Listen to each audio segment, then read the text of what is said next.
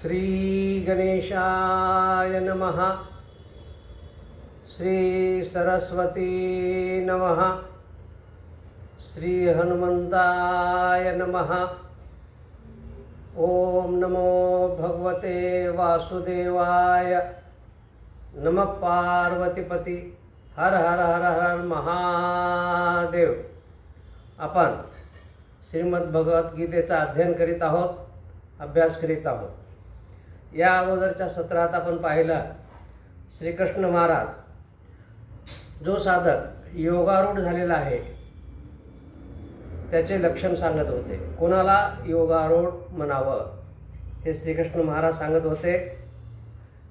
ज्याची इंद्रियाच्या विषयात आसक्ती नाही, तसंच कर्मात पण आसक्ती नाही, कर्मफळात आसक्ती नाही, आणि ज्याचे संकल्प विकल्प याचा त्याग केलेला आहे, ज्याच्या मनामध्ये संकल्प आणि विकल्प उठत नाही, अशा मनुष्याला योगारूढ म्हणावं। तो मनुष्य आत्मानंदात तृप्त असतो। तो कर्म करतो, कर्म करीत नाही असं नाही आहे, कर्म करतो, परंतु कर्मामध्ये आसक्त नाही, कर्माच्या फळात आसक्त नाही। आता ज्ञानेश्वर महाराज कशा प्रकारे योगारूढ मनुष्याचं लक्षणं समजावून सांगत आहेत ते आपण पाहू। तरी जयाचिया इंद्रियाचिया घरा, नाही विषयाचिया एरझारा, जो आत्मबोधाचिया ओवरा ओढला असे। म्हणजे ज्ञानेश्वर महाराज काय म्हणतात, या इंद्रियाला घर म्हणतात। ह्या घरामध्ये, या इंद्रियाच्या घरामध्ये विषयाला थारा नाही, विषय येत नाही, त्याचा एरझारा चालू नसतो, आणि तो मनुष्य आत्मबोधाच्या खोलीमध्ये, आत्मानंदामध्ये आरामशीर झोपलेला असतो। जयाचे सुख दुःखाचे निअंगे, झगटले मानस चेवू नये गे, विषय पासी आल्या से नरिगे, हे काय म्हणून। मग अशा खोलीमध्ये, आत्मबोधाच्या खोलीमध्ये ज्यावेळेस तो झोपलेला असतो त्यावेळेस सुख दुःख जरी आलं तर त्याला जाग येत नाही, आणि त्याला चेव येत नाही असं म्हणतात, म्हणजे जाग येत नाही। आणि विषय जवळ आले, त्यांच्याजवळ विषय आले तरीसुद्धा ते काही करू शकत नाहीत असं ज्ञानेश्वर महाराज म्हणतात। इंद्रिय कर्माच्या ठाई, वाढिनली परी काही, फळ हे तिची चाड नाही अंतकरणी। आता इंद्रिय तरी गप्प बसत नाहीत, काही ना काही कर्म करत राहतात। इंद्रियाची धाव कर्माकडे असते। मग परंतु तो मनुष्य, असा साधक जो योगारूढ झालेला आहे, कर्म करीत असला तरीसुद्धा त्याला फळाच्या हेतूची चाड नाही, म्हणजे फळाच्या हेतूची आशा नाही। आस्तेनी देहे ये तुला, जो चेतूची दिशेने दिला, तोच योगारूढ भला ओळखेतो। अशा प्रकारचा जो साधक आहे, झोपल्यासारखा वाटतो, निद्रा करीत असल्यासारखा वाटतो, त्याच्यावरती सुख दुःखाचा काही परिणाम होत नाही, विषयाचा परिणाम होत नाही, अशा मनुष्याला योगारूढ असं म्हणावं, असं ज्ञानेश्वर महाराज म्हणतात। मग अर्जुनाला एक प्रश्न पडतो। अर्जुन काय म्हणतो बघा। अर्जुन म्हणतो, हे देवा, तेत अर्जुन म्हणे अनंता, हे मज विस्मो बहु ऐकता, सांगे तया ऐसी योग्यता कवने दिजे। अर्जुन काय म्हणतो, हे बहुत विस्मय आहे, म्हणजे तू जे सांगतोस ते मला विचित्र वाटतं आणि ऐकल्यानंतर आश्चर्य वाटतं। मग त्याची अशा योगारूढ मनुष्याची योग्यता कशामुळे येते, असा अर्जुनाला प्रश्न पडलेला आहे। म्हणजे असा योगारूढ मनुष्य कशा प्रकारे तो योगारूढ होतो, असा साधक कशा प्रकारे योगारूढ होतो, अशा प्रकारचा प्रश्न अर्जुनानं भगवंताला केलेला आहे। मग भगवंत काय सांगतात बघा। भगवंत काय म्हणतात, उद्धरेत आत्मना आत्मानं, न आत्मानं अवसादयेत, आत्मेव ह्यात्मनो बंधुरात्मेव रिपुरात्मनः. म्हणजे हा संस्कृत श्लोक आहे. उद्धरेत आत्मना आत्मानं, म्हणजे आपल्या आत्म्याचा म्हणजे आपला उद्धार आपणच करायला पाहिजे. आता इथं आत्माचे बरेच अर्थ सांगितलेले असतात. देहालासुद्धा काही संस्कृत डिक्शनरीमध्ये देहाला पण आत्मा म्हणलेला आहे, मनाला आत्मा म्हणलेला आहे, बुद्धीला आत्मा आहे. वेगवेगळ्या ठिकाणी आत्म्याचे वेगवेगळे संदर्भ असतात. उद्धरेत आत्मना आत्मानं म्हणजे आपण आपला उद्धार आपणच करून घ्यावा. आपली अधोगती होऊ देणे. अवसाद येत म्हणजे ह्या आत्म्याची अधोगती होऊ देऊ नये. हा आत्मा बंधू पण आहे, मित्र आहे आणि शत्रू पण आहे. म्हणजे स्वतःचा उद्धार स्वतः करावा, स्वतःला अधोगतीस घेऊन जाऊ नये. आपणच आपले मित्र आहोत आणि आपणच आपले शत्रू आहोत. हा फार चांगला संदेश श्रीकृष्ण महाराज सांगत आहेत. वामनराव पै ते सांगायचे, तूच आहेस तुझा जीवनाचा शिल्पकार. म्हणजे तुझं जीवन कसं घडवायचं ते तू ठरव, दुसरं कोणी ठरवू शकत नाही. आणि तूच ठरवू शकतोस आणि तूच तुझ्या जीवनाचा उद्धार करू शकतोस. तूच तुझ्या जीवनाचा शिल्पकार आहेस असं वामनराव पै म्हणायचे. तसं इथं श्रीकृष्ण महाराज पण हे सांगत आहेत की स्वतःचा उद्धार स्वतःच करावा, स्वतःचा मित्र व्हावा किंवा स्वतःचा पण शत्रू होऊ शकतो.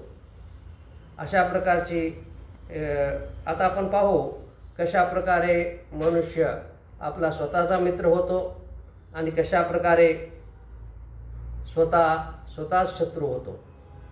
आता योगाचा मुख्य उद्देश आहे.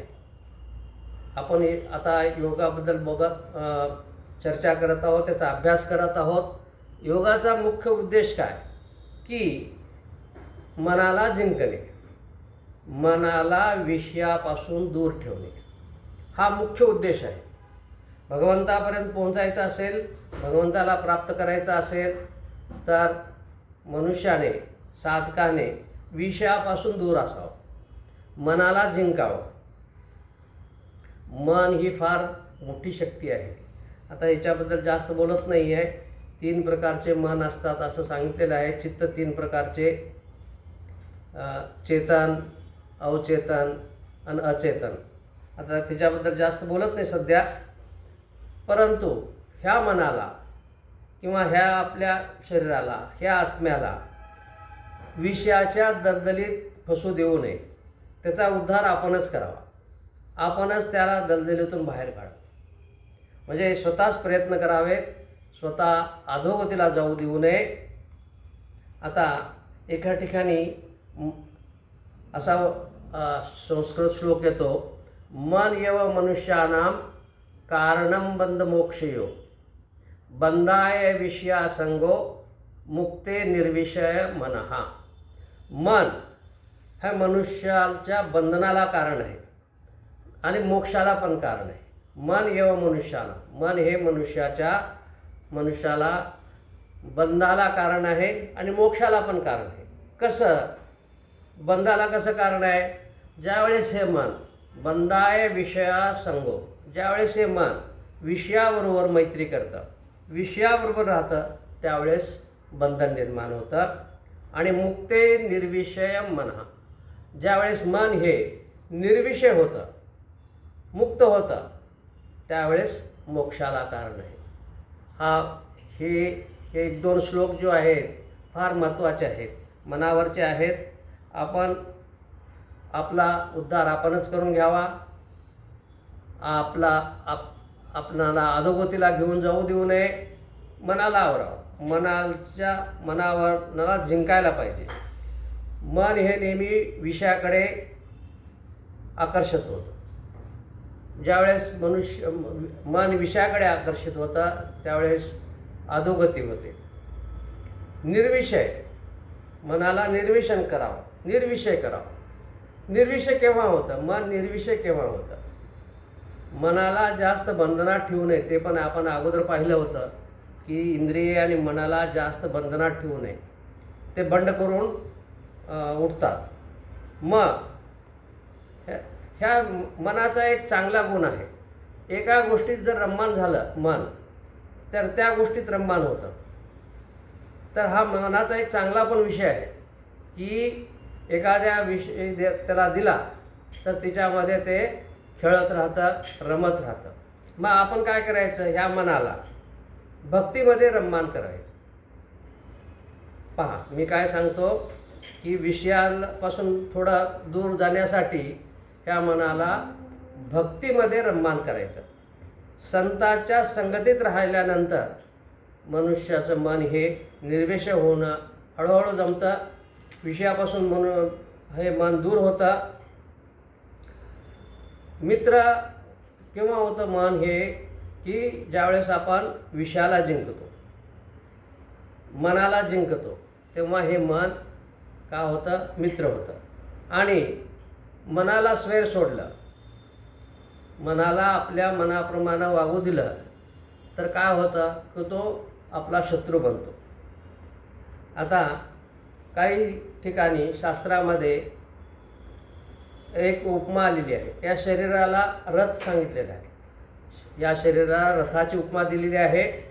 इंद्रिय जे आहेत हे 10 इंद्रिय जे आहेत, पंच ज्ञानेंद्रिय आणि पंच कर्मेंद्रिय, हे रथाचे घोडे आहेत।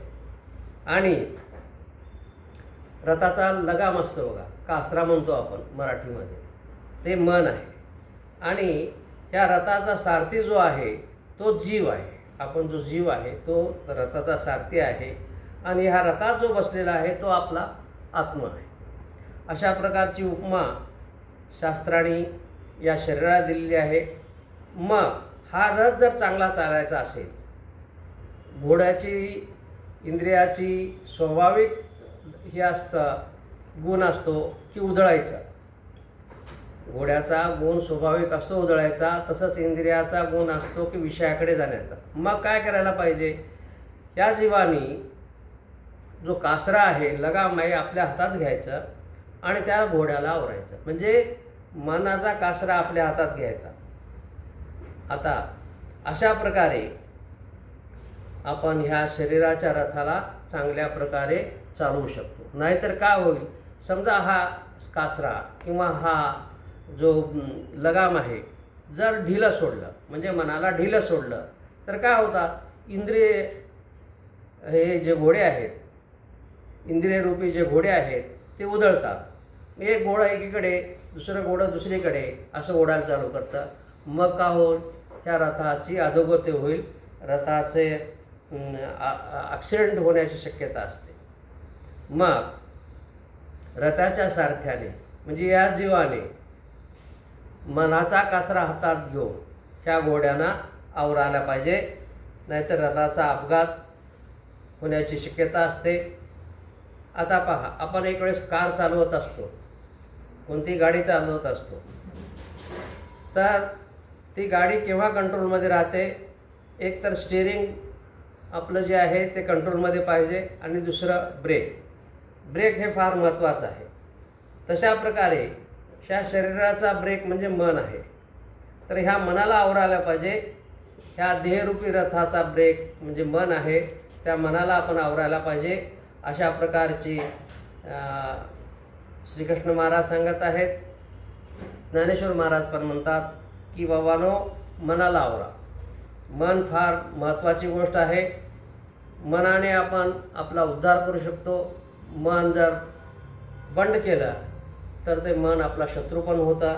अशा प्रकारचे ज्ञानेश्वर महाराज आणि श्रीकृष्ण महाराज सांगत आहेत।